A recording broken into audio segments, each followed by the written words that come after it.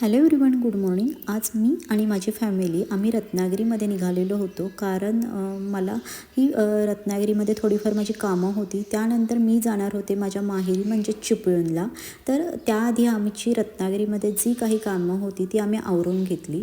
त्यानंतर मी आणि आमची फॅमिली आम्ही एका रिलेटिव्सकडे आम्ही गेलेलो होतो, कारण आम्हाला बरेच दिवस त्यांच्याकडे जायचं होतं.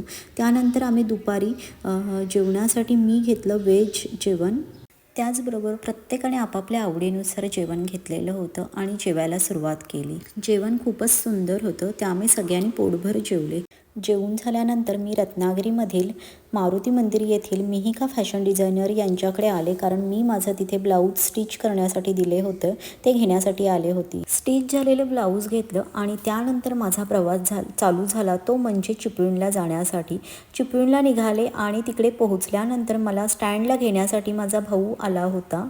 आणि माझं चिपळूणला येण्यामागचं कारण म्हणजे माझ्या भावाचं सुद्धा लग्न आहे, त्यासाठी आम्ही शॉपिंगसाठी मुंबईला उद्या जाणार होतो. रात्री आम्ही जेवण वगैरे झाल्यानंतर मी, माझे मम्मी पप्पा आणि माझा भाऊ आम्ही असे सगळे एकत्र बसून आम्ही उद्या शॉपिंगसाठी काय शॉपिंग करायची याची लिस्ट काढत होतो. त्याचबरोबर आम्ही एकमेकांसोबत डिस्कस करत होतो.